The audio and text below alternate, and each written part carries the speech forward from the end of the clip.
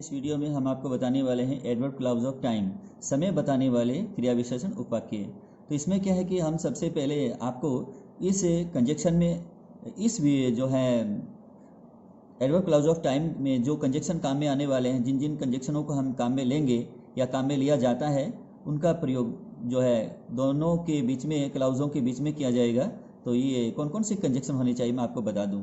सबसे पहले सुन लीजिए, जैसे कि मान लीजिए टिल है, अनटिल है, जस्ट एज है, एज सुन एज है, वाइल है, व्हेन है, immediately, before, after, as, since, the sooner, hardly when, scarcely when, उसके बाद में बेयरली व्हेन, और उसके बाद में नो सूनर के बाद में हम देन का यूज़ करते हैं। तो इस प्रकार के ये जो कंजक्शन है, तो समझने की दिशा में अब ये है कि इसमें दी सूनर का प्रयोग हम पहले करेंगे, उसके बाद में पहला क्लाउज आ जाएगा, उसके बाद में ये दूसरी बार हम दी सूनर का ही फिर से प्रयोग करेंगे। दी सूनर अगर हम नहीं लिखेंगे तो इसकी जगह मान लीजिए दी बेटर का भी हम प्रयोग कर सकते हैं, ठीक है। और उसके बाद में दूसरा क्लाउज आ जाएगा। तो इसके साथ में जो जो हम प्रयोग कर रहे हैं सेंटेंस, तो आज का जो सेंटेंस हम आपकी नज़र कर रहे हैं, तो पहला सेंटेंस आज का, तो दी सूनर का जो है प्रयोग जो हम पहले करेंगे, the sooner, the sooner you solve the question,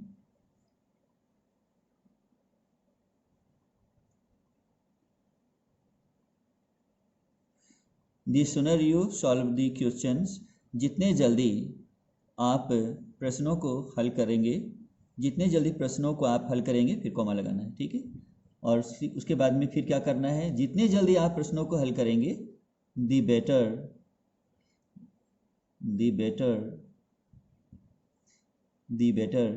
it will be, उतना ही अच्छा होगा। जितना जल्दी आप प्रश्नों को हल करेंगे उतना ही अच्छा होगा, उतना ही अच्छा रहेगा। तो ये हुआ। तो सबसे पहले हम पहले क्लाउज के पहले दी सूनर का यूज़ किए हैं, फिर दूसरा क्लाउज शुरू होने से पहले हमने कोमा लगाया है पहले क्लाउज के अंत में, फिर दूसरा क्लाउज लिखने से पहले दी बेटर का यूज़ किया है। अगर दी बेटर की आवश्यकता नहीं होती तो हम दी सूनर का भी प्रयोग कर सकते थे। उसके बाद में इट विल बी, ये दूसरा क्लाउज हो गया आपका। देखिए अगला सेंटेंस। अगले सेंटेंस में जैसे मान लीजिए अब फिर से हम दी सूनर का ही यूज़ कर रहे हैं, दी सूनर यू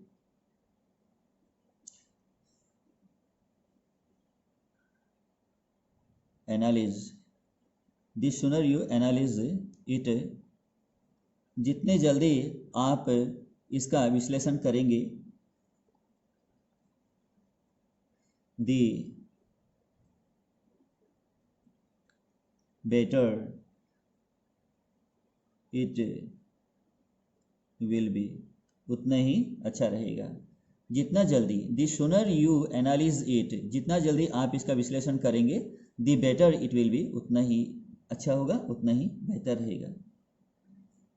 इसके बाद में जैसे कि मान लीजिए फिर से अगला वाक्य देख लीजिए, अधिक अच्छा समझ में आएगा। दी सूनर का प्रयोग हम पहले करते हैं। दी सूनर के साथ में जैसे कि मान लीजिए मैं अब लिखूं कि ही स्टार्ट्स, कॉमा लगाना है पहले क्लाउज के समाप्त होते ही। क्लाउज में जरूरी होता है एक सब्जेक्ट का होना और एक वर्ब का होना, तो वो क्लाउज कहलाता है। अगर वर्ब नहीं होगा, सब्जेक्ट नहीं होगा, तो वो फ्रेज कहलाएगा।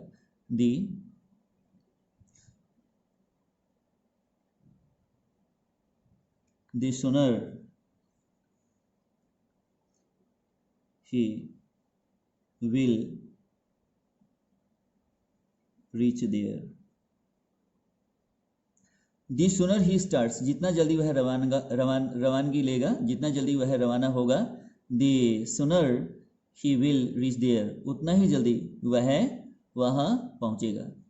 जितना जल्दी वह रवाना होगा उतना ही जल्दी वह वहाँ पहुँचेगा। तो इसका मतलब है जितना जल्दी, इसका मतलब है उतना ही जल्दी, ठीक है। जितना जल्दी उतना ही जल्दी, ठीक है। तो दी सूनर का हम यूज़ दो बार भी कर सकते हैं।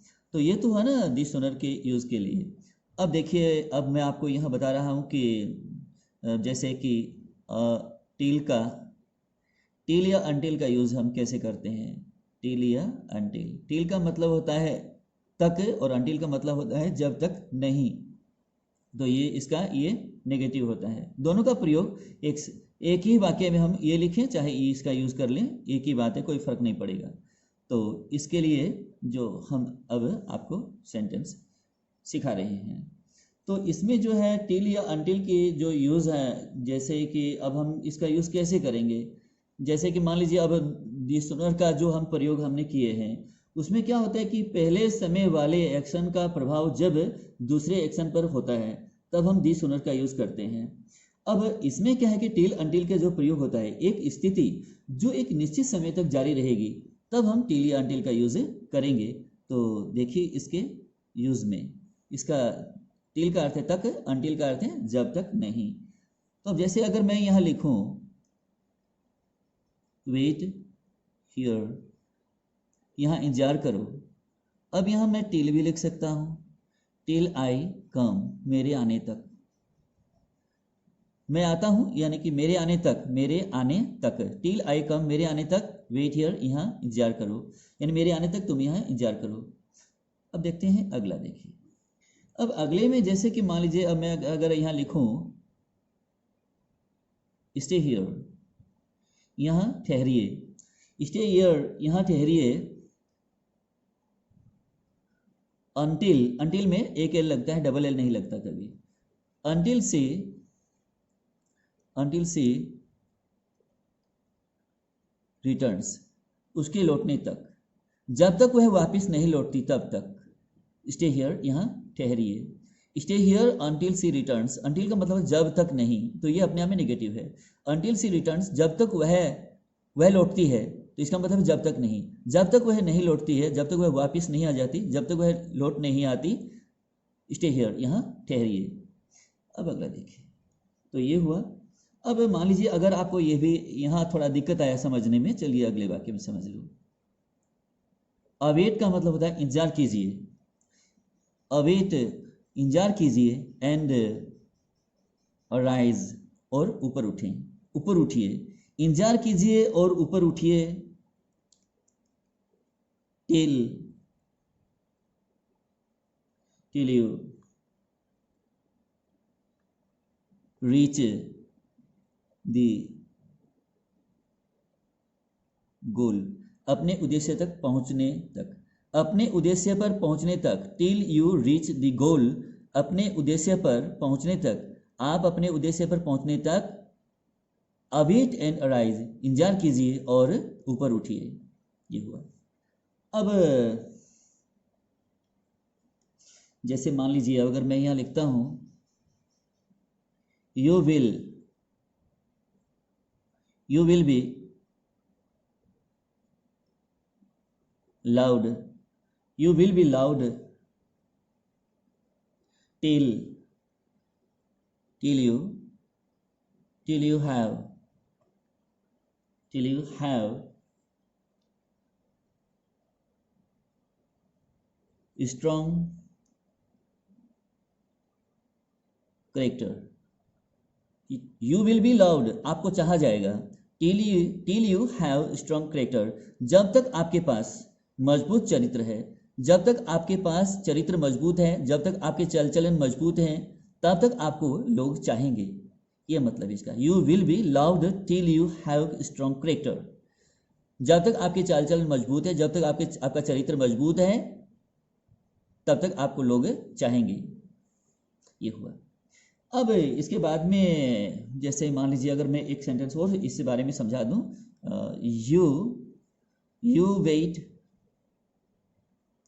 यू वेट, आप इंतजार करिए,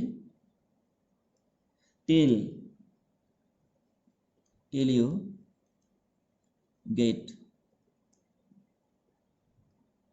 सक्सेस, आप इंतजार करिए, यू वेट, आप इंतजार करिए, टिल यू गेट सक्सेस, आपके सफलता प्राप्त कर लेने तक।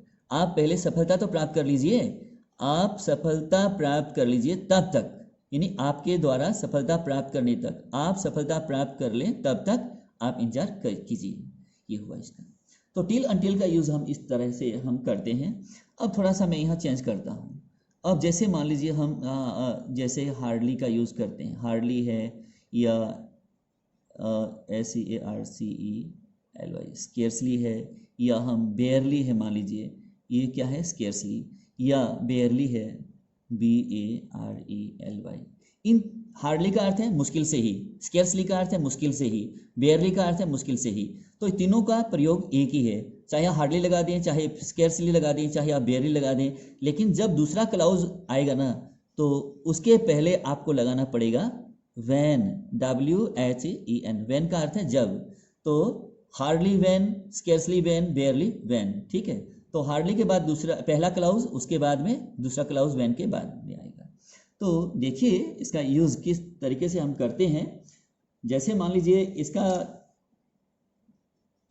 जो प्रथम कार्य होता है ना, प्रथम कार्य के पूर्ण होने से पहले जब दूसरे कार्य का प्रभाव उस पर आ जाता है, उस पर छा जाता है पहले वाले कार्य पर, तब हम हार्डली या स्केर्सली, बेयरली के बाद में वैन का यूज करते हैं क्लाउज के साथ।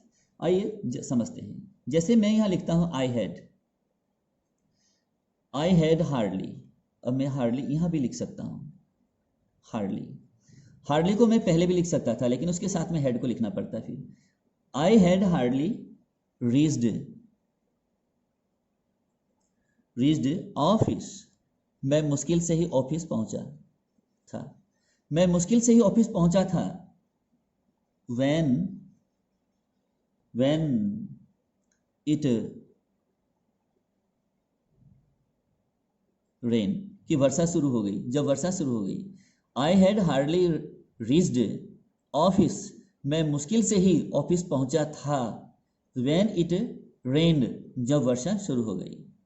तो इसमें क्या है कि हार्डली का यूज पहले वाले क्लाउज में, बीच में भी हेल्पिंग वर्ब के बाद कर सकते हैं, मुख्य वर्ब से पहले, और या फिर हम हार्डली को पहले लगाएंगे तो हेड को भी साथ में लेना पड़ेगा, फिर आई को लेकर के रीच करना पड़ता है, और फिर ये वैन अपने स्थान पर आई जाता।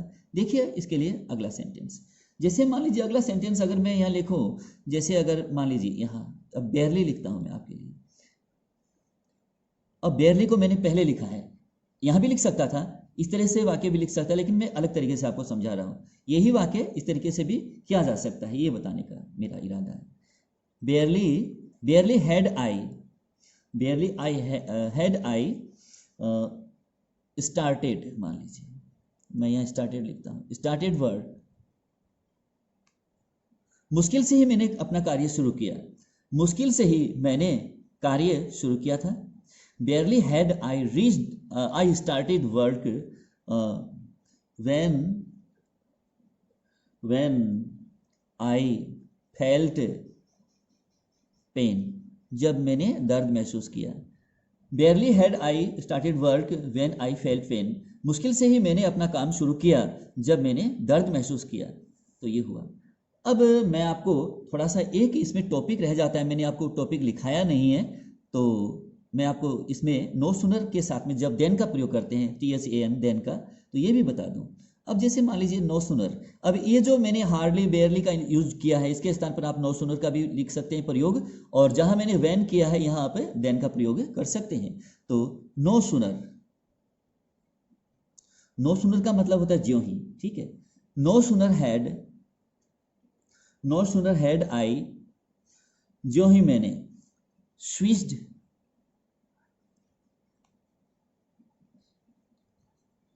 Switched off, no sooner had I switched off, ज्यों ही मैंने स्विच ऑफ किया, क्या किया, स्विच ऑफ किया, किसका, रोशनी बुझाई। मतलब अब यहाँ जो मैंने ये लाइट लिखना था, no sooner had I switched off the light, ज्यों ही मैंने रोशनी बुझाई, स्विच ऑफ मैंने बुझाना, स्विच ऑन मैंने जलाना, ठीक है, रोशनी जलाना। तो ज्यों ही मैंने रोशनी बुझाई, त्यों ही, अब यहाँ देन THAN लगेगा, THEN नहीं होगा, वो तब हो जाएगा उसका अर्थ, लेकिन ये THAN जिसका मतलब होता है की अपेक्षा, लेकिन यहाँ की अपेक्षा अर्थ नहीं है। ज्यों ही मैंने रोशनी बुझाई, त्यों ही द